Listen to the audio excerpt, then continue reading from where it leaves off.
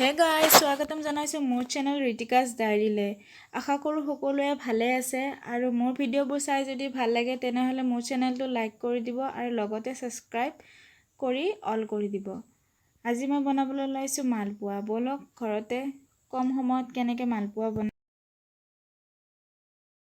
মালপোৱা বনাবলৈ মই লৈছোঁ 1 কাপ ময়দা, হাফ কাপ চুজি, 1 কাপ গাখীৰ আৰু লগতে হাফ টি স্পুন নিমখ আৰু হাফ কাপ চুগাৰ।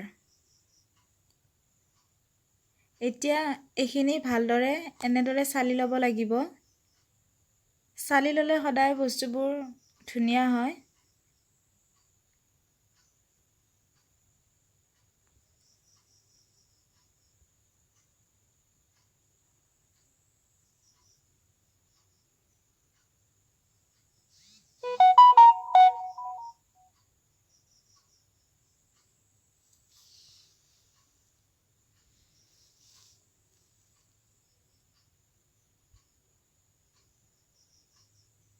নিমখ মই লৈছিলোঁ, পৰি গৈছে আৰু অলপ লৈ ল'ম মই।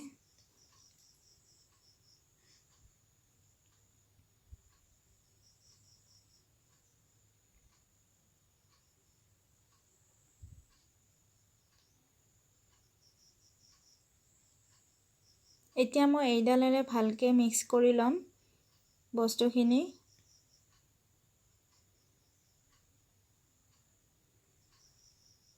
এনেদৰে মিক্স কৰিলে গোটেইখিনি ভালকৈ মিক্স হৈ যায়।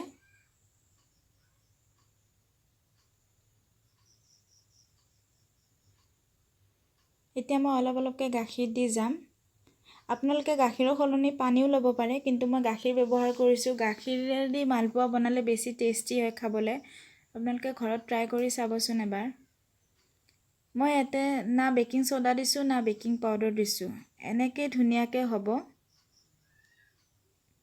ফ্লেভাৰৰ কাৰণে মই পাইনাপল এচেঞ্চ অলপ দি দিছোঁ। আপোনালোকে এভইড কৰিব পাৰে। চাওক, বেটাৰটো ৰেডি হৈ গৈছে। এতিয়া মই গেছটো জ্বলাই দিম আৰু কেৰাহীত তেল দি ল'ম। মই ৰিফাইন তেল ইউজ কৰি আছোঁ। আপোনালোকৰ যি ভাল লাগে তাকে ইউজ কৰিব পাৰে। তেলখিনি গৰম হোৱাত মই দি চালোঁ। আপোনালোকে চাব পাৰিছে ধুনীয়াকৈ ফুলি উঠিছে। না মই বেকিং ছ'ডা দিছোঁ না মই বেকিং পাউডাৰ দিছোঁ।